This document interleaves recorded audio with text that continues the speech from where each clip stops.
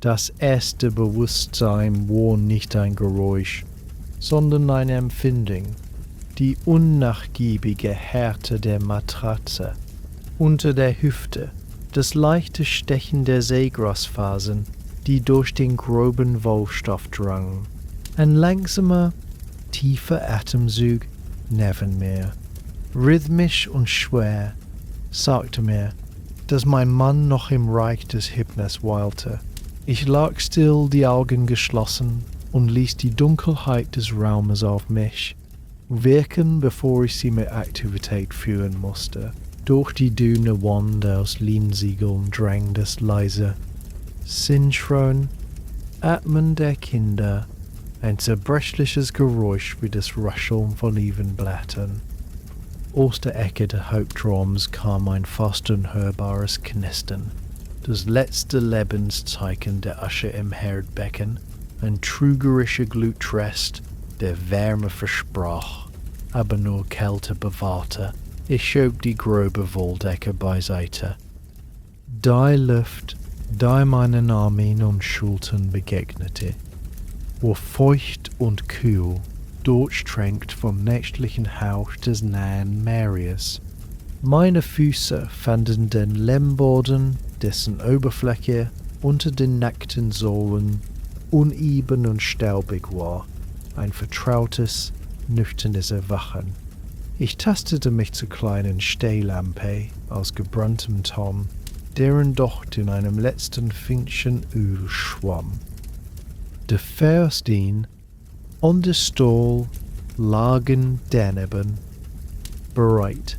Ein paar gesielte Schläge, ein Funkenregen, der den Docht umarmte und eine kleine tränenförmige Flamme erwachte, warf zitternde Schatten an die kahlen Wände und offenbarte die Bescheidenheit unseres Oikos. Mein erster Gang führte zum Herd. Ich kauerte mich nieder und blies vorsichtig. Auf die graue Asche, bis sich ein rötliches Glimmen zeigte. Darüber legte ich dürre Zweige von Oliven und Feigenbäumen, die ich am Vortag gesammelt hatte. Sie fingen mit einem zufriedenen, kannefesten Feuer, und bald tanzten kleine, hungrige Flammen. Ich schob ein dickes Holzscheit nach, das langsam und rauschig zu brennen begann. Diese erste Wärme war mehr als nur physisch. Sie war der Funke, der den Haushalt zum Leben erweckte. Während das Feuer sich festigte, holte ich das Gerstenbrot vom Riegel, ein flaches, dunkles Laib, hart von gestern. Ich brach Stücke ab und legte sie auf einen eisernen Rost über den Flammen. Der Geruch von rüstendem Getreide erfüllte den Raum, ein herbsähnliches Aroma. In 2 einfache Tonschalen goss ich den dünnen, sauren Wein, den wir für den täglichen Gebrauch vorrätig hielten. Ein paar Oliven aus der Salzlake, runzlig und intensiv, kamen auf einen kleinen Teller. Das war das Morgenmahl, geröstetes Brot, das im Wein erweicht wurde, um es essbar zu machen, und die salzige Frucht, die den Geschmack belebte. Es war Nahrung, nicht Genuss, Treibstoff für die Arbeit des Tages. Nun ging ich leise in den kleinen Nebenraum, wo unsere Kinder schliefen. Auf einer niedrigen, mit Stroh gefüllten Pritsche lagen sie nebeneinander, meine Tochter Chara und mein Sohn Nikias.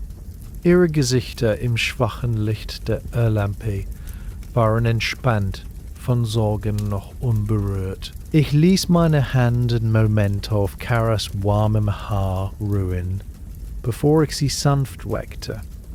»Es ist Zeit«, flüsterte ich. Ihre Augen öffneten sich schwer vom Schlaf und blickten mich vertrauensvoll an. Nikias rührte sich mit einem leisen Grunzen. Ich half ihnen aus ihren dünnen Nachtgewändern, die nur aus grobem Leinen bestanden, und legte ihre täglichen Tuniken bereit. Einfache, ungefärbte Stücke, die ich selbst gewebt hatte. Ihre kleinen Körper waren willig, aber noch schlaftrunken, und ich führte ihre Arme durch die Ärmel, schnürte die Bänder an den Schultern, richtete die Falten. Diese tägliche Handlung war ein Ritual der Fürsorge, stilles Versprechen des Schutzes.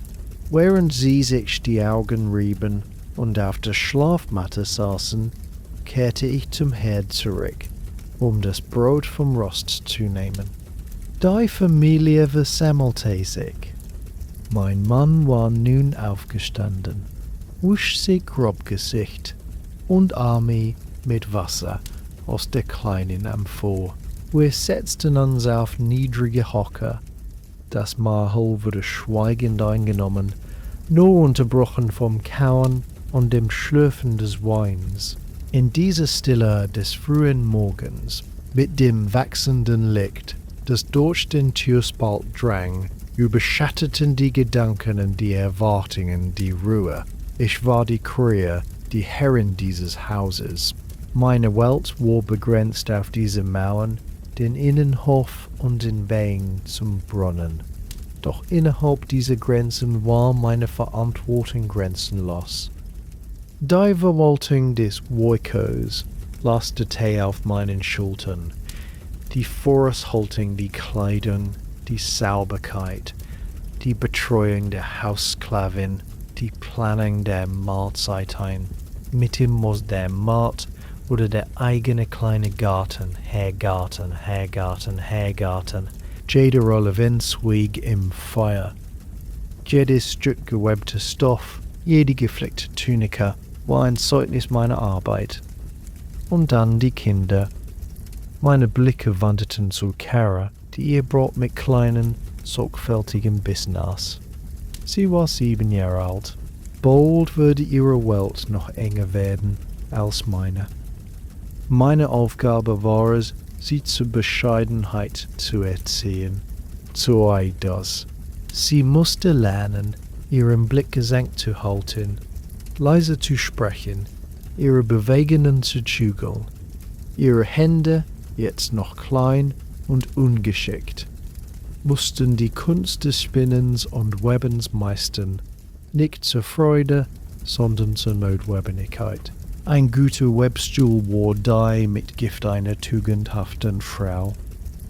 Jede Stunde, die ich mit ihrem Spinnrocken verbrachte, war eine Lektion in Geduld und häuslicher Tugend, eine Vorbereitung auf ihren einzigen, erlernten Lebensweg, die Führung eines eigenen Haushalts als Ehefrau eines Bürgers.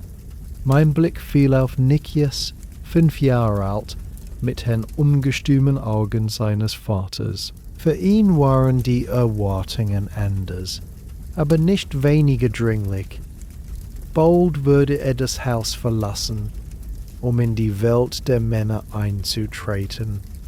Er würde lesen und schreiben lernen, die Epen Homers rezitieren, sich in der Palästra üben, ringen und laufen üben. Seine Zukunft lag in der Agora, in der Volksversammlung, vielleicht sogar im Kriegsdienst. Meine Einflussnahme auf ihn würde schwinden, sobald er die Schwelle übertreten hatte. Bis dahin musste ich den Grundstein legen für Gehorsam, Respekt und jene innere Stärke, die einen freien Mann von einem Sklaven unterschied. Die Sorge, dass er diesen Erwartungen nicht gewachsen sein könnte, war ein steter, leiser Begleiter, wie das Summen einer Fliege an einem heißen Tag. Das Frühstück war beendet. Mein Mann stand auf, streckte sich und ging nach draußen, seinen Geschäften nach. Die Stille, die er hinterließ, war eine andere. Sie war nun gefüllt mit der Präsenz der anstehenden Arbeit. Ich sammelte die Schalen ein, wischte mit meinem feuchten Lappen über den groben Holztisch. Shara und Nikia standen bereit, ihre kleinen Gesichter fragend zu mir aufgerichtet. Der Morgen, diese Zeit stiller Routine und innerer Vorbereitung, war vorbei. Der Tag mit seinem Lauf zum Brunnen, seiner Reinigung, seiner endlosen Textilarbeit und seiner unausgesprochenen Sorge forderte nun seinen Tribut. Ich atmete tief ein, roch das verbrannte Brot und das kalte Asch unter dem neuen Feuer und nahm die erste praktische Entscheidung des Tages, die große Wasserkrüge für den Gang zum Brunnen zu holen. Die Dämmerung war vorbei. Das Leaving des Eukos begann in seinem vollen, anspruchsvollen Rhythmus. Die beiden großen Turmpforen standen neben der Haustür, ihre bauschigen Formen stumme Zeugen der täglichen Mühe. Ich bückte mich, umfasste die gekrümmten Henkel der ersten, und mit einem Ruck, der aus jahrelanger Übung kam, hob ich sie an meine Hüfte. Das leere Gefäß war schon eine Last, sein gebrannter Ton schwer und unnachgiebig, da es weit empor nahm ich in die andere Hand. Ihr Gewicht zog an meine Schulter. So ausgerüstet trat ich durch den niedrigen Türmen hinaus in den engen, schattigen Gassen meines Viertels.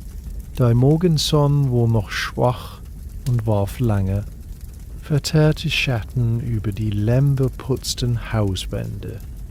Meine Sandalen klapperten auf dem unebenen Steinpflaster, ein vertrautes Geräusch im frühen Gewirr der Stadt. Ausworfenen Türen drängen, Stimmen, das Klappen von Geschirr, das Weinen eines Säuglings. Andere Frauen mit der gleichen Mission tauchten aus Seitengassen auf, jede mit ihren eigenen Gefäßen, jede in ihren eigenen Gedanken versunken, aber durch die gemeinsame Aufgabe verbunden. Wir nickten uns schweigend zu, ein kurzes, verständnisvolles Heben des Kinns. Der Weg zum öffentlichen Brunnen war ein täglicher Kreuzzug, eine Pilgerfahrt für das flüssige Lebenselixier des Haushalts. Die Krien der Brunnen lag am Rand unseres Viertels, ein kleiner, überdachter Bau mit einer steinernen Einfassung. Schon von weitem hörte ich das lebhafte Plätschern des Wassers und das Stimmengewirr, das sich wie eine zweite, menschliche Quelle darüber legte. Eine kleine Versammlung von Frauen hatte sich bereits eingefunden, ihre bunten, herabgetragenen Peploi und Chitons bildeten einen lebendigen Fleck vor dem steinernen Grau. Ich stellte meine Amphoren in der entstehenden Reihe ab und wartete meinen Turn ab. Das Warten war nie verschwendete Zeit. Hier an diesem steinernen Rand war das Herz des weiblichen Austausches. Das Gespräch kreiste, wie immer, um die Säulen des täglichen Lebens. Melita, eine Frau mit scharf geschnittenem Profil und Händen, die von der Wolle rissig waren, beklagte den Preis des Olivenöls. Ein Schuss kostet jetzt mehr als ein paar Sandalen, rief sie aus, und ihre Hände malten empörte Kreise in die Luft. Wie soll man da noch eine Lampe füllen oder eine anständige Sauce zubereiten? Nicken und eine milde Zustimmung folgten. Olivenöl war Blut für den Haushalt, Licht, Nahrung, Medizin, Sehnappheit traf uns im Innersten.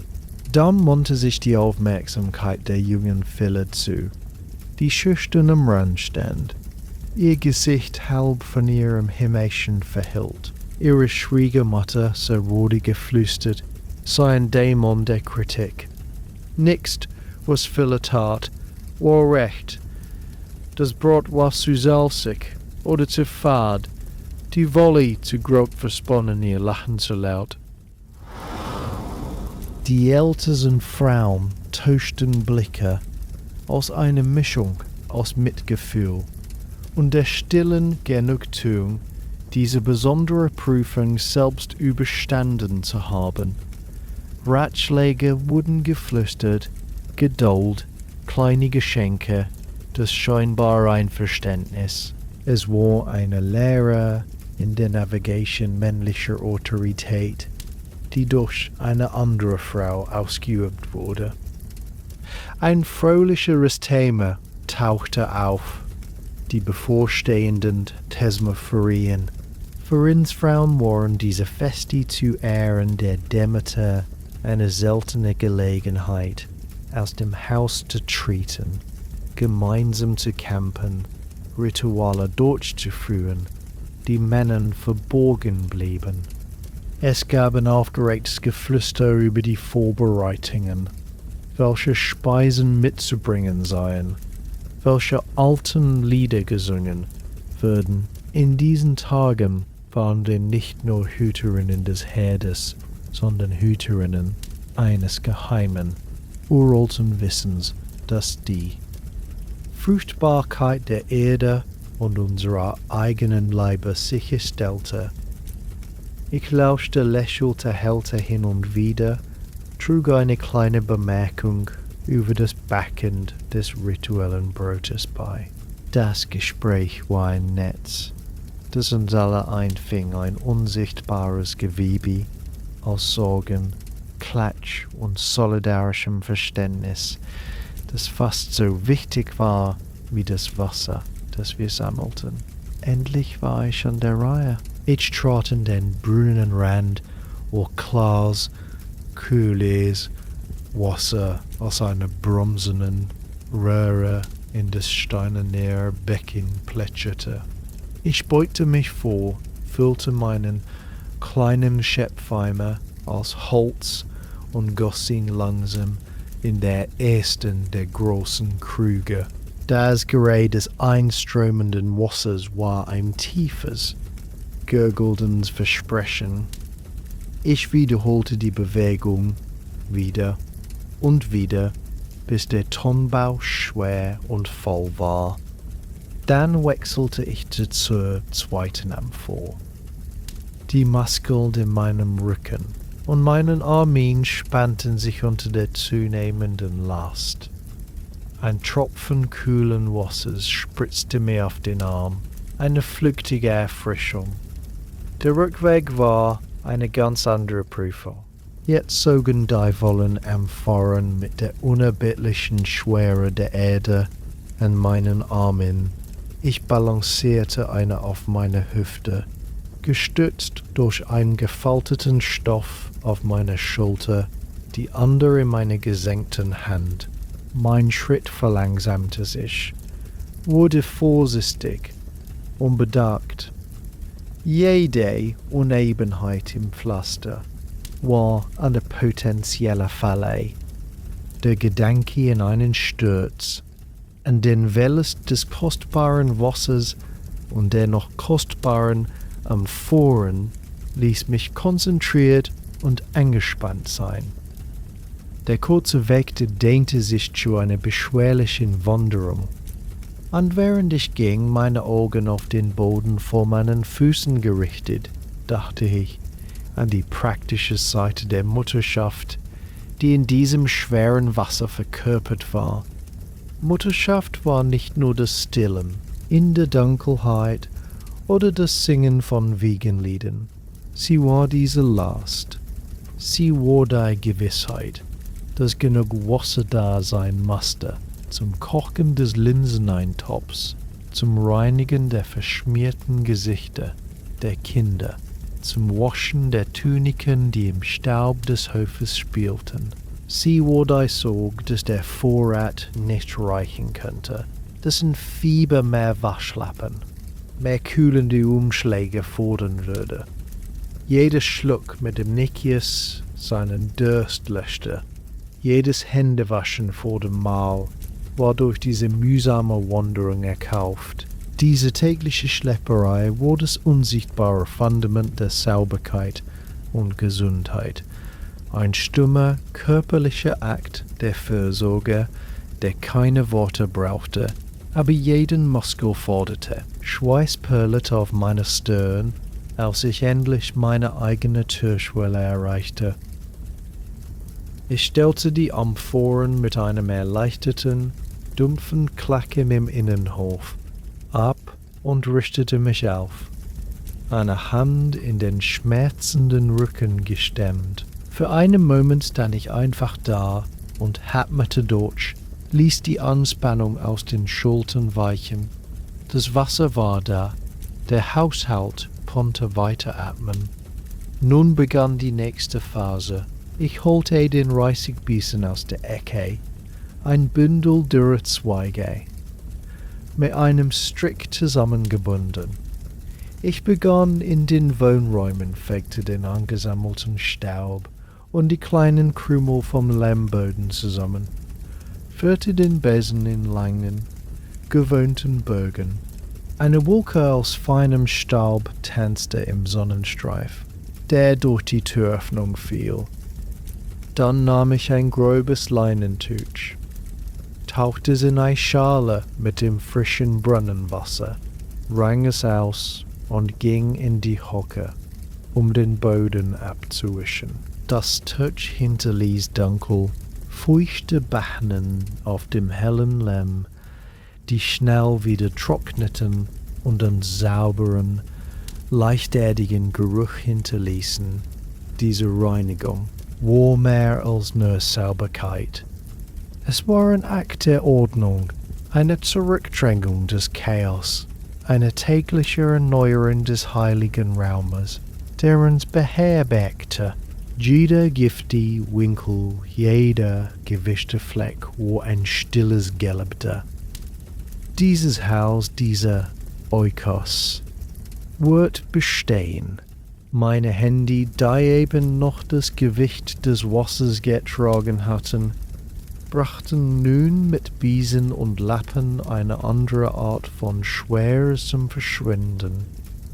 Der Vormittag gehörte dem Webstuhl. Nach der Reinigung führte mich das sanfte Sehen der Gewohnheit in den schattigsten Winkel des Hauptraumes, wo der vertikale Webstuhl aus Holz wie ein schlafendes Tier an der Wand lehnte. Ich löste die Spannschnüre und richtete ihn auf. Sein Rahmen ein Gerüst aus Möglichkeiten gegen die karge Wand. Die Kettfäden, schon am Vortag gespannt, hingen straff und parallel. Ein Vorhang aus blassem, ungebleichtem Leinen, bereit, verwandelt zu werden. Ich setzte mich auf den niedrigen Schemmel, die Spindel mit dem Schussgarn, ein weicheres, bereits gefärbtes Wollgarn, in einem gedämpften Ocker, lag griffbereit in meinem Schoß. Das Weberschiffchen, außer Livenholz glatt und blank von unseligen Berührungen, glitt zum ersten Mal zwischen den geordneten Reihen der Kettfäden hindurch. Ein leises, hölzernes Klack, als es gegen den Rahmen stieß. Ich zog den Faden durch, legte das Schiffchen ab, griff zum Webkamm, einem breiten, schweren Kamm aus Buchsbaumholz. Mit festem Druck schob ich die neu eingeführte Reihe nach oben, presste sie an das bereits entstandene Gewebe. Klack, schieb, klack, schieb. Der Rhythmus stellte sich ein mechanischer Herzschlag, der den Raum erfüllte. Meine Hände arbeiteten von selbst, durchdrungen von einer Muskelweisheit, die tiefer ging als der bewusste Gedanke. Und so wurden die Gedanken frei. Sie lösten sich von den praktischen Fesseln des Morgens und stiegen auf, gewoben in das sich langsam ausbreitende Muster des Stoffes, das monoton Klappern des Schiffchens, wurde zum Trommelmain eines Meditationsdarbys, und meine Erinnerung tauchte ein in die stickige, blutige Intimität des Geneikonetis vor 7 Jahren, die Hitze. Das war die erste Erinnerung. Eine drückende, feuchte Hitze, die von den geschlossenen Fensterläden eingeschlossen wurde, um böse Geister und neugierige Blicke fernzuhalten. Ich lag auf dem schmalen Gäbebett, mein Körper ein fremdes, gespanntes Schiff, das von meiner Stoßwelle erfasst wurde. Nur die alte Hebamme Elpis und 2 stumme, ernste Sklavinnen waren bei mir. Die Geräusche der Männerwelt, das Hämmern in der Werkstatt nebenan, die Rufe von der Straße, klangen gedämpft und fern, wie aus einer anderen Existenz. Hier, in dieser abgeschiedenen Kammer, vollzog sich das eigentliche Wunder und die eigentliche Gefahr. Der Schatten des Todesschweißes lag über jeder Kontraktion. Jedes Stöhnen konnte das letzte sein. Elpis' Hände, knochig und sicher, fühlten nach dem Fortschritt. Ihre geflüsterten Anweisungen an die Sklavinnen waren die einzige Autorität in diesem Raum. Sie murmelte Gebete an Eileithia, der Göttin der Geburt. Aber ihre Augen waren hart und geschäftsmäßig. Sie hatte zu viele Frauen in dieses Schweigen gleiten sehen. Die Angst war ein lebendiges Wesen in der Ecke. Sie war nicht laut oder dramatisch, sondern ein stilles, wachsames Ding, das mit jedem Atemzug wuchs. Sie speiste sich aus den Geschichten, die wir uns im Brunnenkreuz zuflüsterten. Von Phaedra, die nach 3 Tagen Qual verblutete, von Lysandra, deren Kind tot zur Welt kam und die danach das Fieber nicht überstand. Die Mutterschaft war das Schlachtfeld jeder Frau und vielen. Mein Blick hing in der rossigen Decke, und zwischen den Wellen des Schmerzes dachte ich an meinen Mann, der sicherlich im Andron wartete, ungeduldig und von der biologischen Realität meiner Qual abgeschirmt. Sehnsucht galt dem Ergebnis, dem lebensfähigen Erben, nicht dem Prozess. Der Prozess war Frauensache, schmutzig und gefährlich und wurde hinter dicken Mauern versteckt. Dann der Schrei, nicht meiner, sondern ein zartes, empörtes Kreischen, das die drückende Stille zerriss. Elpis hielt ein kleines, blutverschmiertes, zappelndes Bündel hoch. Ein Mädchen, sagte sie, ihre Stimme neutral, ein reines Faktum. Die Erleichterung, dass es vorbei war, dass ich lebte, war so überwältigend, dass die Nachricht sekundenlang ohne Gewicht war.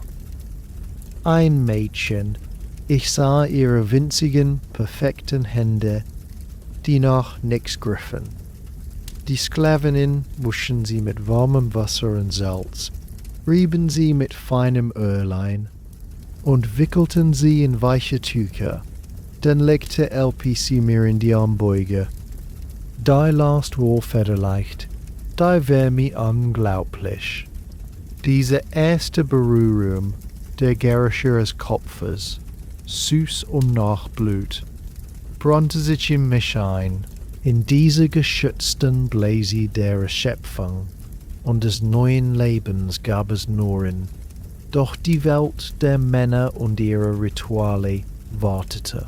Nach 5 Tagen der Reinigung wurde ich aus dem Gynaikonitis geführt, noch wackelig auf den Beinen. Die Familie war im Hof versammelt, mein Mann, seine Mutter, ein paar Verwandte. Die Stimmung war feierlich steif. Mein Mann in seiner besten Tunike trat vor, Elpis trat mit dem eingewickelten Kind vor und legte es feierlich auf den gepflasterten Boden vor seine Füße. Ich hielt den Atem an.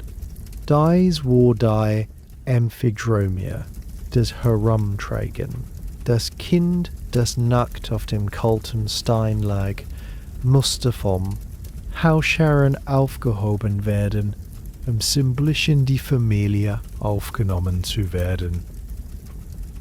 Es war eine formale, öffentliche Geste der Anerkennung oder der Verweigerung. Sekunden, die sich wie Stunden anfühlten, tickten vorbei.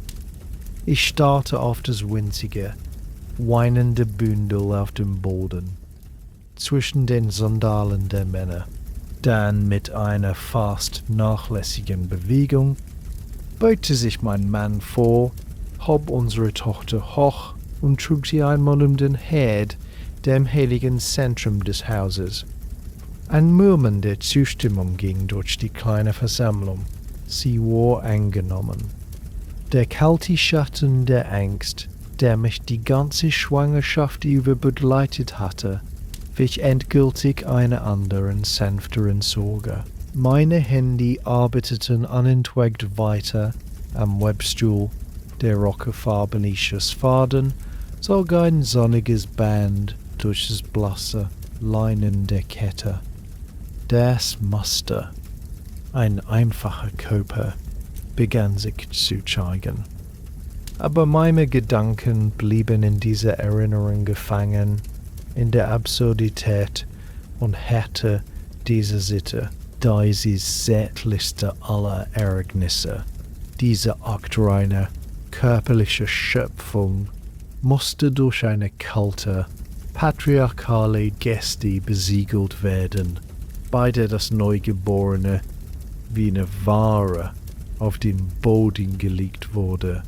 Da Liebe, da in der Stille des Frauenraums aufgekeimt war, musste sich vor dem Tribunal der Familientradition verantworten. Ich blickte auf das wachsende Stück Stoff, das ein Kleid für eben jene Tochter werden sollte. Jeder Faden, den ich einwebte, war ein Faden, den ich einwebte, war auch ein unsichtbarer Faden der Zuneigung, der jene formale Geste von damals umspann und erwärmte. Meine Arbeit hier im Webstuhl war meine wahre Amphidromie, ein tägliches Aufheben und Annehmen, das in Waldi und Leinen eingeschrieben stand. Die Gedanken, einmal entfesselt, ließen sich nicht mehr in die engen Bahnen des Webmusters zwingen. Während meine Hände den rhythmischen Tanz von Schiffchen und Kamm fortsetzten, wanderte mein Geist von der Geburt zur Erziehung, von der Aufnahme in die Familie zur Formung ihrer Mitglieder. Das Klappen des Halses wurde zum Taktgeber für diese innere Betrachtung der Pflichten, die sich aus jener kalten Steinzeremonie ergaben. Für einen Jungen wie Nikias bedeutete Erziehung irgendwann den Abschied. Ab 6 oder 7 Jahren würde er das Haus verlassen, diese Welt der Frauen und des Webens, um in die Sphäre der Buchstaben und der körperlichen Ertüchtigung einzutreten. Ein Grammatistis würde ihm das Alphabet beibringen, die schwierigen Zeichen auf Wachstafeln ritzen lassen. Er würde die Ipen lernen, die Geschichten von Achilles Sohn und Odysseus List, nicht als Unterhaltung, sondern als moralische Richtschnur, als Definition des Hellenentums. Später in der Palästra würde man seinen Körper zu einem Werkzeug formen für den Wettkampf, ja, aber vor allem für den Krieg.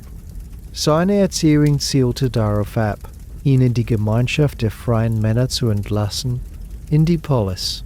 Sie war ein Prozess der Öffnung, der Hinausführung. Meine Rolle darin war vorbereitend und dann nachlassend. Ich lehrte ihn Gehorsam und Respekt, die Grundlagen. Der Rest lag in den Händen von Lehrern und Trainern, die ihm Werte vermittelten, die über den häuslichen Herd hinausgingen. Ihre Wettbewerb Bürgerpflicht, für meine Töchter jedoch, für Kara, war ich die alleinige Lehrmeisterin. Ihre Welt würde sich nicht öffnen, sondern schließen. Ihre Erziehung fand ausschließlich hier, innerhalb dieser Mauern, statt. Sie war kein Entlassen, sondern eine gründliche Vorbereitung auf ein Leben, das dem meinen gleichen würde. Jede Fähigkeit, die ich hier beibrachte, war ein Werkzeug für die Führung eines eigenen Times Oikos. Der Spinnrocken, in dem sie jetzt schon mit kleinen, unbeholfenen Fingern die Wolle zu einem ungleichmäßigen Faden zwirbelte, war ihr erstes Lehrgerät. Der Webstuhl, an dem ich saß, würde eines Tages der ihre sein. Das Knetten die Brotteigs, das Sortieren der Linsen, das Kenntnis der Kräuter für die einfache Hausapotheke, das Flicken eines Risses in einer Tunika, all das waren Kapitel in dem einzigen Lehrbuch, das für sie bestimmt war. Ihre moralische, moralische Ätherio war ebenso eng umrissen, so für seine Besonnenheit war das höchste Gut. Ich wachte über ihre Blicke, korrigierte einen zu lauten Ausruf der Freude, ermahnte sie, die Hände still im Schoß zu halten, wenn Besuch im Haus war. Sie lernte, dass ihr Wert in ihrer Idols, ihrer Schamhaftigkeit und in ihrer Arbeitsamkeit lag. Ihre Zukunft war eine Heirat, arrangiert von ihrem Vater, um Bündnisse zu schmieden oder Besitz zu sichern. Sie würde das Haus ihres Vaters verlassen, um in das Haus eines anderen Mannes einzutreten und dort denselben Kreislauf von Arbeit und Geburt zu beginnen. Meine Aufgabe war es, sie so gut darauf vorzubereiten, dass sie der Prüfung der Schwiegermutter und der Nachbarschaft standhalten würde.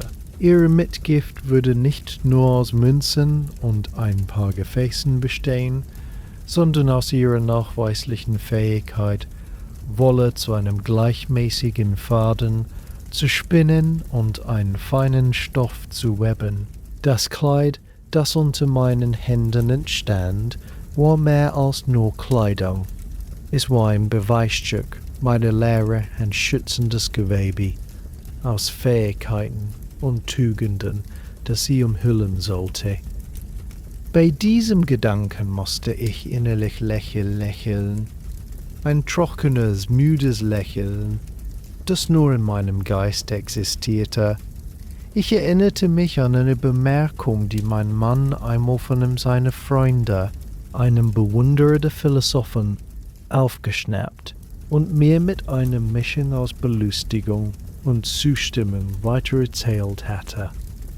Aristoteles, so hatte der Mann gesagt, habe geschrieben, die Frau sei ein unvollständiger Mann, ein wessen die rational Ziel des Mannes nur verminderte, passive Form in nur die Vorstellung, schien so abstrus, so losgelöst von der Realität, die mich umgab, dass sie fast komisch war.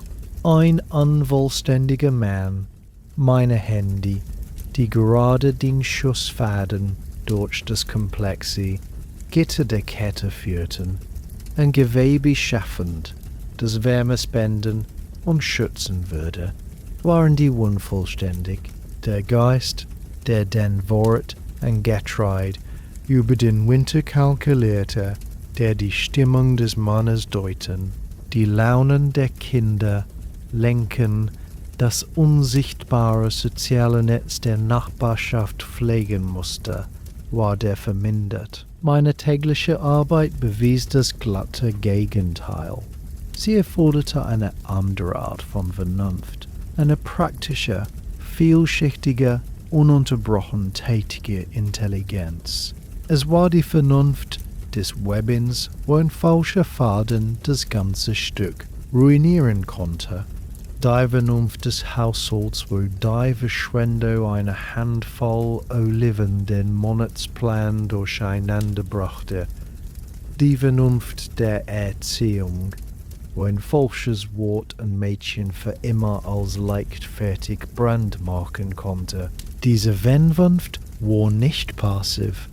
Sie war ein ständiges, aktives Wägen, Anpassen, Erschaffen und Erhalten. Wenn das Unvollständigkeit war, dann war das Fundament unvollständig, das das ganze Gebäude der Polis trug. Die Männer debattierten auf der Agora über Gerechtigkeit, der Agora über Gerechtigkeit und Krieg, aber sie taten es mit Bäuchen, die von unseren Mahlzeiten gefüllt und in Tuniken, die von unseren Händen gewebt waren. An zur Vernunft war das Wunderbau, unsichtbar, aber unverzichtbar, das Schiffchen. Glitt ein letztes Mal durch die nun fast vollendete Stoffbahn.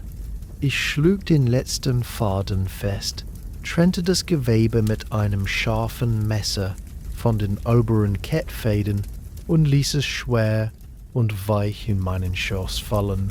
Ich strich mit der Hand darüber, fühlte die gleichmäßige, feste Textur des Körperbindung, die sanfte Wärme der eingewebten Wolle. Es war ein gutes Stück Arbeit, solide und schön in seiner schlichten Nützlichkeit. Bald würde ich es zuschneiden und nähen, und es würde zu einem Peplosverzahrer werden. Ein Kleid für die Thesmophorien vielleicht. Sie würde es tragen, und in jeder Faser würde meine Arbeit, meine Sorge, mein stiller Widerspruch gegen die Theorie des unvollständigen Mannes stecken.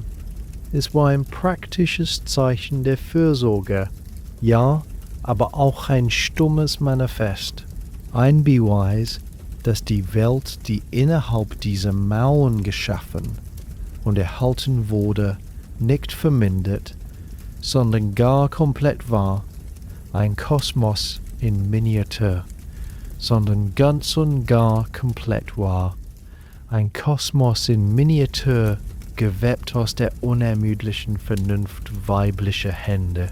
Ich faltete das Touch sorgfältig zusammen, und für einen Moment ruhte das Gewicht dieser vollendeten Aufgabe, dieser sichtbaren, greifbaren Schöpfung, tröstlich in meinen Armen. Die Sonne stand nun, hoch und warf den scharfkantigen, weißen Fleck durch die Türöffnung genau in die Mitte des Lammbodens. Dies war das Zeichen für die Mittagszeit, der Punkt, an dem die morgendliche Textilarbeit in die Pflicht der Nahrungszubereitung überging. Ich stand vom Webstuhl auf, die Knie knackten leise nach der langen Sitzhaltung und streckte mich. Das fertige Stück Stoff lag hefaltet auf dem Schemel, eine stille Zufriedenheit. Jetzt verlangte der Körper nach anderer Erfüllung. In der kühlen Vorratsnische holte ich die Zutaten hervor. Eine kleine Amphore mit getrockneten Linsen, die, wie winzige Flaschsteinchen. In meiner Hand lagen 2 kleine Siebel mit papierdünner, goldbrauner Haut, eine Knoblauchzehe. Dazu kam ein Stück hart gewordener Ziegenkäse, in ein feuchtes Tuch gewickelt, und eine Handvoll getrockneter Feigen, verschrumpelt und süß. Ich füllte einen irdenen Topf mit Wasser aus der großen Amphore und setzte ihn über das nun niedrige, glimmende Feuer auf den eisernen Drehfuß. Während das Wasser sich zu erhitzen begann, schälte ich die Zwiebel und den Knoblauch, schnitt sie mit einem scharfen Bronzemesser in grobe Stücke. Der beißende Geruch ließ mich für einen Moment die Augen zusammenkneifen. Ich spülte die Linsen in einem Sieb, entfernte winzige Steinchen und schüttete sie dann in das nun brodelnde Wasser. Die Zwiebeln und den Knoblauch ließ ich folgen.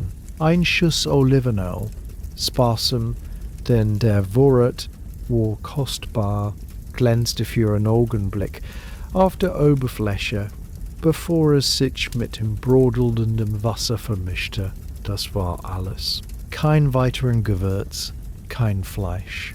Es war ein Topf der Notwendigkeit, nahrhaft und ehrlich. Während der Topf vor sich hinsimmerte und ein dampfendes, erdiges Aroma verbreitete, bereitete ich den einfachen Tisch vor.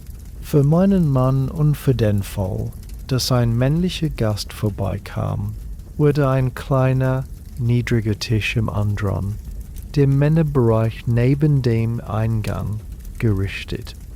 Eine Schüssel, ein hölzerner Löffel, ein Stück flaches Brot.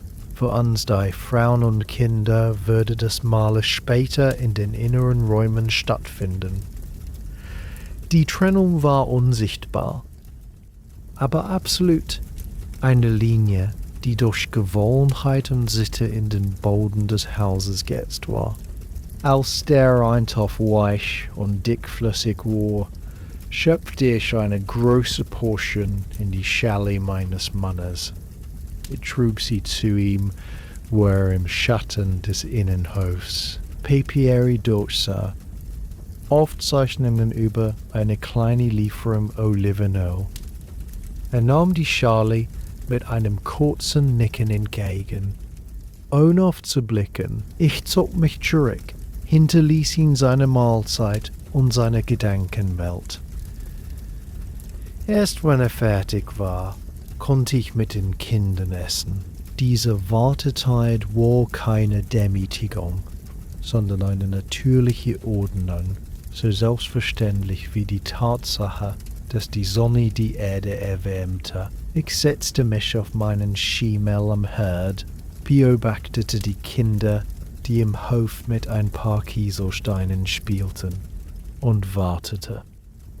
Das leise Schlürfen aus dem anderen war das einzige Geräusch. Dann war die Zeit gekommen. Ich füllte 3 Schalen mit dem restlichen Eintopf, brachte den Käse und die Feigen auf einen Teller. Ich rief Kara und Nikias herein, und sie setzten sich auf den Boden um mich herum, und wir aßen. Der Eintopf war einfach, aber warm und sättigend. Die Kinder tauschten ihr Brot ein, aßen mit dem vollen Appetit der Jugend. Nikias erzählte aufgeregt von einer großen Eidechse, die er im Hof gesehen hatte. Chara zeigte mir eine gleichmäßigere Faser, die sie heute Morgen gesponnen hatte. In dieser gemeinsamen Mahlzeit, abseits der formellen Trennung, war eine Art von Intimität und Gleichheit möglich. Hier war ich nicht nur die Versorgerin, sondern auch die Zuhörerin, die Teilnehmerin in ihrer kleinen Welt.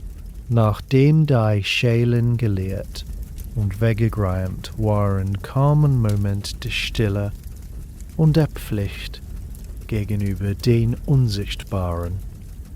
Ich ging zum Herd, der im Herzen des Hauses, in einer kleinen Nische in der Wand darüber stand eine schlichte Terrakotta-Figurine, kaum mehr als eine säulenartige Form mit einem angedeuteten Gesicht.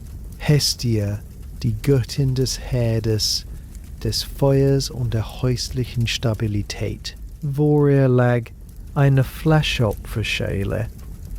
Ich holte eine kleine Ledertasche mit gerösteter, geärester, der am bescheidensten aller Opfergaben. Ich nahm eine gute Handvoll und streute sie langsam über die kalten Kohlen im Herdbecken. Ein leises, trockenes Prasseln war zu hören. Hestia, murmelte meine Stimme kaum über ein Atmen hinaus, die du im Mittelpunkt des Hauses wohnst, die du die Flamme bewahrst. Nimm diese Gabe an, beschütze diesen Herd, lass das Feuer nie erlöschen in diesem Haus, lass die Vorräte nie erlöschen in diesem Haus, lass die Vorratsgefäße nie leer sein, lass die hier ein- und ausgehen, in Gesundheit und Eintracht leben. Es war kein kunstvolles Gebet, keine poetische Anrufung, es waren schlichter, täglicher Handel. Meine Gäste für ihre fortwährende Gunst. Der dünne Rauch, der von der verbrennenden Gerste aufstieg, trug meine Worte nach oben, ein unsichtbarer Bote. Diese kleinen täglichen Bräuche gaben ein Gefühl von Sicherheit, eine Illusion von Kontrolle in einer Welt, die von unberechenbaren Göttern und noch unberechenbaren Schicksalen regiert wurde. Solange Hestia geehrt wurde, konnte der Haushalt bestehen. Es waren Fundamente aus Glauben, nicht aus Stein. Der Nachmittag gehörte nun den Kindern in einer weniger disziplinierten Weise. Die große Arbeit war getan. Die Hitze des Tages lähmte die Luft. Ich holte eine kleine Tasche mit Astragalen, den Knöchelchen eines Schafes, die als Spielwürfel dienten. We're heading to 1950s suburbia. Wir setzten uns auf eine Matte im Innenhof. In einem Fleckchen Schatten. Ich zeigte Nikias, wie man sie warf und nach den verschiedenen Seitenwerten zählte. Kara bevorzugte es, mir zuzuhören. Nicht von Heldentaten auf dem Schlachtfeld, sondern von den Geschichten, die sich für weibliche Ohren eigneten. Von der treuen Penelope, die ihr Gewerbe warf und auftrennte, um die Freier hinzuhalten. Von der klugen Arete, der Königin der Phäaken. Von Demeter, die um ihre geraubte Tochter trauerte und die Erde erstarren ließ. Diese Märchen waren mehr als Unterhaltung. Sie waren moralische Landkarten, die zeigten, wie Frauen durch List, Geduld und mütterliche Hingabe überleben und sogar triumphieren konnten. Zwischendurch nahm ich die mitgenommene Kleidung zur Hand, eine Tunike von Nikias mit einem Riss am Saum, ein ausgefranster Ärmel, ein schwares Peplos. Mit Nadel und Flickwolle nähte ich die Schäden zu, jeder Stitch eine stille Verlängerung der Nutzungsdauer, ein Kampf gegen den unvermeidlichen Verfall. Die Zeit verging langsam, gemessen nicht in der Sonne nur auf der Agora, sondern am wandernden Sonnenfleck auf dem Boden, der sich unaufhaltsam von Westen nach Osten schob. Das Kreischen der Eidechsen im Mauerwerk, das ferne Rufen eines Hafenhändlers, das gleichmäßige Atmen der schlafenden Hausklavin in der Ecke, all dies vermischte sich zu einem sanften, nachmittäglichen Lied der Ruhe. In diesen Stunden zwischen Spiel und Flickarbeit, zwischen Ernten und dem warmen Gewicht eines Schleitenmeiten und dem warmen Gewicht eines schläfrigen Kindes, das sich in mich schmiegte, war die Mutterschaft keine Last der Sorge oder eine Liste von Pflichten. Sie war einfach da, ein voller, warmer Raum der Gegenwart, ein Schatten, der ebenso Schutz bot wie die kühlende Wand des Hofes. Der Gerstendampf von Hestias Opfer hing noch süßlich in der Luft und vermischte sich mit dem Duft von Thymian, der zwischen den Hofsteinen wuchs. Für diesen Nachmittag, in dieser einfachen Geborgenheit, schien der Fortbestand des Haushalts nicht nur ein frommer Wunsch, sondern eine greifbare, friedliche Gewissheit. Die Nachmittagsruhe war eine trügerische Sache.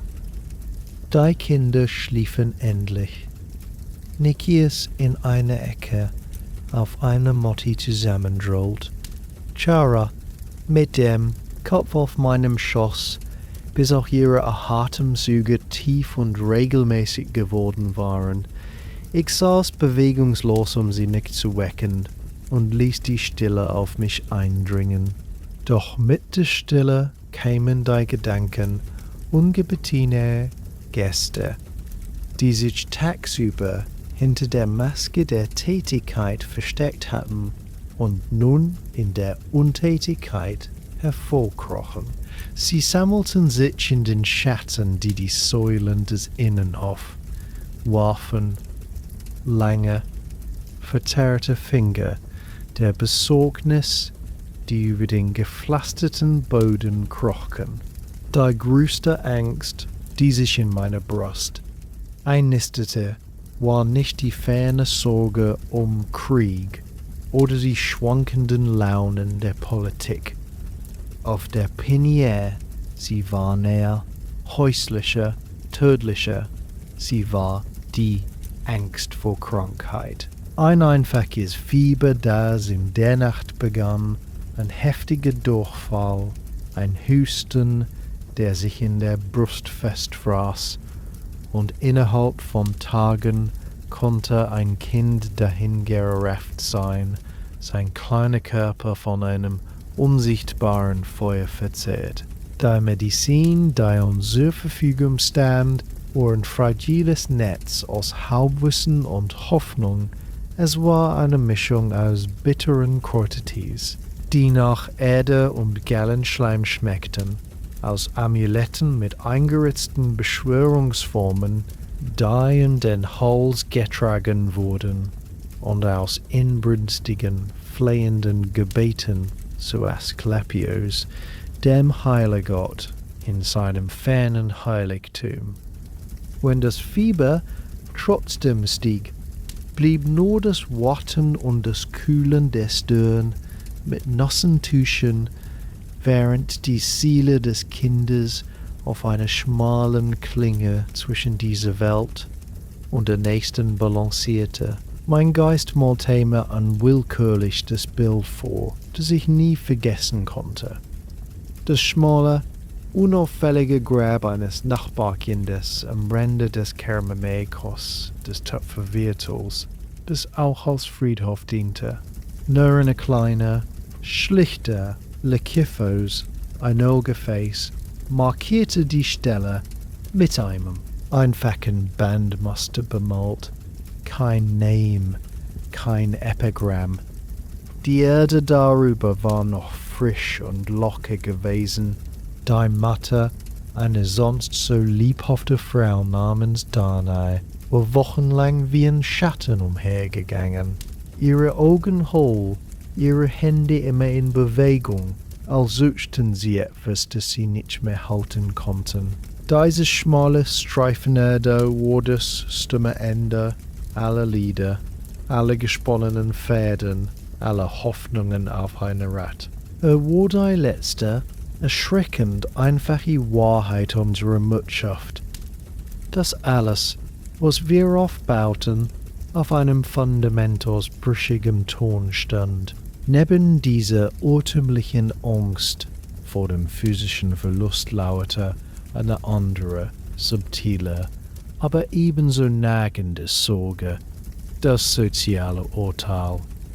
Meine Augen ruhten auf Keres schlafendem Gesicht, den langen Wimpern, die auf ihren Wangen ruhten.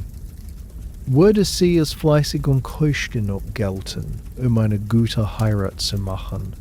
Nicht nur eine Heirat, sondern eine gute Heirat, eine die Sicherheit brachte, vielleicht sogar ein wenig Wohlstand und die unserem Haus Ansehen verlieh. Jede ihrer Schritte, jedes ihrer Worte wurde schon jetzt von den Nachbarinnen beobachtet und gewogen. Ein so offenes Lachen, ein unbedachter Blick, eine nachlässig gesponnene Faser. All das waren Münzen im Mitgift ihres Rufes, und sie konnten abgewertet werden. Hatte sie zur Bescheidenheit erzogen, aber war's genug. Wurde die Welt, sobald sie unser Haus verließ, ihre sanfte Art als Schwäche auslegen. Die Bürde, ihr nicht nur Fähigkeiten, sondern auch eine undurchdringliche soziale Rüstung mitgeben zu müssen, lastete schwer auf mir. Ihr gesamter Wert als Person würde in einem einzigen Tag vor den Augen eines fremden Mannes und seiner Familie bewertet werden. Und dann Nikias. Sein Schicksal war anders, aber der Druck war nicht geringer. Hatte er das Zeug zum Bürger? Würde er die nötige Schärfe des Geistes entwickeln, um in der Schule zu bestehen, die physische Robustheit für die Palästra, den erforderlichen Sinn für Ehre und Gemeinschaft? Ein Jungjo, der als weich oder unintelligent galt, war eine Schande für die Familie, ein Makel, der seinen sozialen Aufstieg und der ganzen Sippe behinden konnte. Meine Einflussnahme auf ihn schwand mit jedem Tag, an dem er älter wurde. Bald würden Männer über sein Wesen urteilen, und ich konnte nur von der Ferne aus zusehen und beten, dass die Grundlagen, die ich gelegt hatte, hielten. Die Angst, dass er scheitern könnte, oder die Angst davor, den wichtigsten Beitrag einer Mutter an die Polis, einen tüchtigen Sohn, nicht erbracht zu haben. Meine eigene Position, ich wusste es nur zu gut, hing an einem seidenen Faden des Wohlwollens. Ich war die Time Carrier, der Herrin des Hauses, verantwortlich für sein reibungsloses Funktionieren. Doch meine Autorität war ein abgeleitetes, zerbrechliches Ding. Sie hing vom Wohlwollen meines Mannes ab, von seiner Zufriedenheit mit meiner Führung des Teukos. Ein anhaltender Vorwurf der Verschwendung. Eine Klage über schlecht geführte Haushaltskasse. Das Gerede von Nachbarn über Unordnung in meinem Hof. All das konnte mein Ansehen untergraben. Meine Welt endete oft an den Mauern dieses Hauses. Aber innerhalb dieser Mauern musste ich eine perfekte kleine Welt schaffen und erhalten, eine Welt, die jeden äußeren Vorwurf widerlegte. Meine Arbeit war unsichtbar. Wenn sie gut gemacht war, nur die Fehler wurden sichtbar. Diese ständige Bewertung, dieses Leben unter einem unsichtbaren, aber allgegenwärtigen Mikroskop, erzeugt eine eigene Art von stiller Angst, ein Gefühl, auf dünnem Eis zu wandeln, das jeden Moment brechen konnte. Ich blickte auf meine Hände, die im Schoß lagen. Sie waren die Werkzeuge dieser unsicheren Existenz. Sie hatten Kinder gewaschen, Wunden verbunden, Brot geöffnet, Stoff gewebt.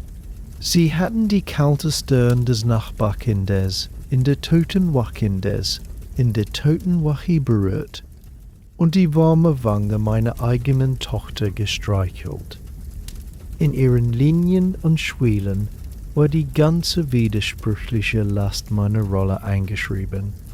Die immense Macht, Leben zu nähren und zu erhalten, und die ebenso immens Ohnmacht gegenüber den größeren Kräften von Krankheit, sozialer Konvention und männlichem Urteil.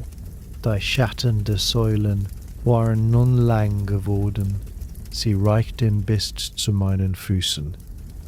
Die kühle Abendluft begann sich vom Meer herüberzuschieben und kündigte das Ende dieser ruhelosen Ruhe. Bald würden die Kinder erwachen, und der Kreislauf der Pflichten würde von neuem beginnen, eine willkommene Ablenkung von den Gedanken, die in der Stille lauerten. Doch für diesen Moment saß ich gefangen zwischen der zärtlichen Wärme des schlafenden Kindes auf meinem Schoß und dem kalten Atem der Ängste, die aus den Ecken des eigenen Heims aufstiegen. Ich war die Hüterin dieser Schwelle, und die Dunkelheit jenseits davon war nie ganz leer. Die Gedanken, einmal auf dieser dunklen Bahn, ließen sich nicht mehr aufhalten. Sie glitten von der allgemeinen Angst vor Krankheit hinab in einen noch tieferen, noch finstereren Abgrund des gesellschaftlich Erlaubten und Grausamen. Ich dachte an die Geschichten, die man sich nie laut, sondern nur flüsternd mit gesenkten Blicken und einer Geste der abwehrenden Hand erzählte. Geschichten von Säuglingen, die ausgesetzt wurden. Das Wort klang so passiv, so sauber ausgesetzt, als ob man ein Bündel vergessener Wäsche auf einem Stein liegen ließ. Doch jeder wusste, was es bedeutete. Meist waren es Mädchen oder ein Kind, das bei der Geburt sichtbar entstellt war, das zu klein schien, das schwach schrie. Man trug es, oft noch in der ersten Woche, an einen abgelegenen Ort, an den Abhang eines Berges oder in eine felsige Schlucht, und legte es dort nieder. Die Elemente, die wilden Tiere oder in seltenen Fällen ein vorbeiziehender Fremder ohne eigene Kinder wurden sein Schicksal besiegeln. Es war eine grausame, aber gängige Praxis der Geburtenkontrolle und Ressourcensteuerung. In einer Welt, in der Land knapp und die Mitgift für eine Tochter eine erdrückende finanzielle Last sein konnte, war ein neugeborenes Mädchen oft keine Freude, sondern eine ökonomische Bedrohung. Ein behindertes Kind war eine lebenslange Bürde, ein Zeichen möglichen göttlichen Missfallens, das den Ruf der gesamten Familie befleckte. Die Entscheidung lag beim Vater im stillen Rat der Familie. Die Mutter hatte kein Mitspracherecht. Sie konnte nur gebären und dann in der schrecklichen Stille danach das Fehlen spüren. Manche, so wurde gemunkelt, überlebten diese Lehre nicht und verfielen in eine Stummheit, aus der sie nie wieder auftauchten. Ich schauderte, ein körperliches Beben, das vom Nacken bis zum Steißbein lief, als wäre ein kalter Schatten über mich hinweggegangen. Mein Blick fiel auf meine schlafenden Kinder, auf die sanft sich hebenden und senkenden kleinen Brustkörbe unter den dünnen Tuniken. Chara, mein erstes Kind, ein Mädchen, in jenem Moment der Amphidromie, als sie auf dem kalten Hofboden lag, hatte mein Mann sie aufgehoben. Die Entscheidung war gefallen, sie war angenommen. Doch welch ein dünner Faden war es zwischen dem Leiden in dieser Familie und dem einsamen Tod auf einem felsigen Hang. Nur seine Geste, sein Wille, hatte sie gerettet. Meine ganze Liebe, mein Schmerz bei der Geburt, meine mütterlichen Instinkte, sie alle waren in dieser Sekunde bedeutungslos gewesen gegenüber seinem Recht, zu akzeptieren oder zu verwerfen. Diese Erkenntnis war ein Eisblock in meinem Innern, der nie ganz schmolz.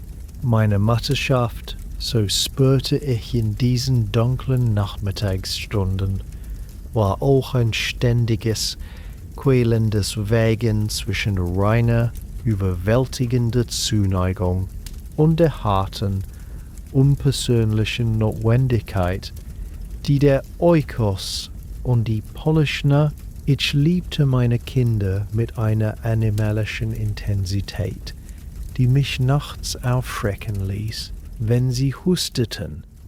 Ich hätte mein Leben für sie gegeben, ohne zu zögern. Doch gleichzeitig wusste ich, dass ihre Existenz in eine größere Berechnung eingebettet war. Shara musste heiraten und dafür brauchte sie eine Mitgift, die unser Haus vielleicht an den Rand des Ruins treiben würde. Nikias musste ausgebildet werden und das kostete Geld. Jeder Mund, der nicht zu stopfen hatte, war auch ein Anspruch an begrenzte Ressourcen. Die zärtliche Hand, die eine Stirn streichelte, war dieselbe, die rationieren, sparen und manchmal in den finstersten Gedanken die unmögliche Wahl abwägen musste. Diese Dualität war der bleierne Kern meiner Verantwortung. Man konnte eine gute Mutter sein, nur indem manchmal die Gefühle der Mutter unterdrückte und zur kühlen Verwalterin des Haushalts wurde. Ein letzter, langer Schatten strich über den Hof, als die Sonne hinter dem Dachfirst des Nachbarhauses verschwand. Der Abend brach und mit ihm die Pflicht, die mich aus dem Sumpf der Gedanken zog. Die Vorbereitung des Abendessens. Ich befreite mich vorsichtig aus Karsas Umklammerung, legte ihren Kopf auf ein gefaltetes Tuch und stand auf. Meine Glieder waren steif von der reglosen Sitzhaltung. Ich ging zum Herd, schürte die Glut mit einem Stock und legte neues Holz nach. Die Flammen sprangen auf, warfen sofort ein warmes, bewegtes Licht in den Raum und vertrieben die statischen Schatten der Säulen. Das Mahl würde der Mittagessen ähneln, vielleicht mit einer kleinen Abwechslung, wenn der Fang gut gewesen war. Ich holte den Topf mit den restlichen Linsen vom Mittag, fügte noch etwas Wasser hinzu und setzte ihn über das Feuer. In einer kleinen Schale betastete ich die paar Oliven, die vom Frühstück übrig waren, und ein Stück des harten Käses. Dann, zu meiner kleinen Freude, erinnerte ich mich an 2 kleine Makrelen, die mein Mann am Vortag vom Hafen mitgebracht hatte. Sie lagen in einer Schale mit grobem Salz im kühlsten Winkel der Vorratsnische. Ich nahm sie heraus, spülte das Salz ab. Ihre Schuppen glitzerten im Feuerschein, ihre Augen waren milchig und starr. Mit dem scharfen Messer öffnete ich die Bäuche, entfernte die Eingeweide und spülte sie sauber. Sie waren nicht groß, aber sie würden Geschmack und wertvolles Eiweiß in den Eintopf bringen. Ich legte sie ganz in den nun brodelnden Topf. Ein süßlicher, meeresfrischer Duft stieg auf und vermischte sich mit dem erdigen Aroma der Linsen. Während das Mahl köchelte, weckte ich die Kinder sanft. Sie erwachten verschlafen, rieben sich die Augen. Nikias gähnte herzhaft, und Schar schmiegte sich noch einmal an mich, ihre Wange an meine Hüfte. Ich führte sie zum Hofbrunnen, wo ich ihnen Gesicht und Hände wusch. Das kühle Wasser über ihre schläfrig warme Haut rinnen ließ. Sie wurden munterer, ihr Geplapper füllte den Raum mit einer anderen, lebendigeren Art von Geräusch. Ich deckte den Tisch im Hauptraum, diesmal für alle gemeinsam, da die formelle Trennung des Mittags am Abend oft aufgeweicht wurde. 3 Schüsseln, 3 Löffel, das Brot auf einem Brett, eine Schale mit Oliven. Mein Mann kam von seinen Geschäften zurück, sein Gesicht gezeichnet von der Müdigkeit des Tages. Er nickte mir zu, wusch sich Hände und Gesicht und setzte sich. Ich schöpfte den Eintopf aus, in jede Schüssel ein Stück der nun zarten, in der Brühe zerfallenden Makre. Wir setzten uns zusammen. Für einen langen Moment gab es kein Gespräch, nur das Geräusch des Essens, das leise Klacken der Holzlöffel in den Tonschüssel, das Knistern und Knacken des Feuers im Herd, das warme Licht der Flammen malte unsere Gesichter in warmes Orange und tiefes Schwarz ließ unsere Bewegungen sanft und rituell erscheinen. In dieser gemeinsamen Handlung, im Teilen dieser einfachen Nahrung, die meine Hände zubereitet hatten, lösten sich für einen Augenblick alle Ängste auf. Die Schatten an den Wänden waren nur Schatten, geworfen vom schützenden Feuer. Die Geschichten von ausgesetzten Kindern gehörten einer anderen, grausamen Welt draußen an, nicht dieser hier, wo wir uns um eine gemeinsame Mahlzeit versammelten. Der soziale Druck, die Sorge um Krankheit, das quälende Abwägen zwischen Liebe und Notwendigkeit, all das zog sich zurück wie die Flut. Es war nur dies, die Wärme der Suppe im Mund, der Anblick der gesenkten Köpfe meiner Kinder, konzentriert auf ihr Essen die physische Präsenz meines Mannes, der seinen Löffel ablegte und sich mit einem leisen Seufzer der Sättigung zurücklehnte.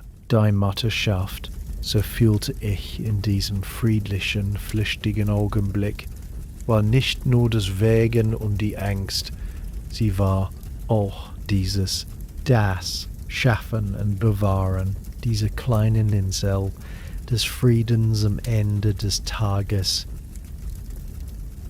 Das Wissen, dass ich durch meine Arbeit, das Wasser holen, das Waven, das Kochen, diesen geschützten Raum geschaffen hatte, in dem meine Familie für eine Weile sicher und satt sein konnte. Es war kein triumphales Gefühl, sondern ein stilles, tiefes Einverständnis. Ich hatte diesen einen Tag gemeistert. Das Feuer brannte. Die Wortgefäße waren nicht leer. Die Kinder atmeten gesund neben mir. Für jetzt, in der umarmenden Dunkelheit des Abends, die durch das Feuerlicht in Schach gehalten wurde, war das genug. Es war mehr als genug. Es war alles genug. Es war alles,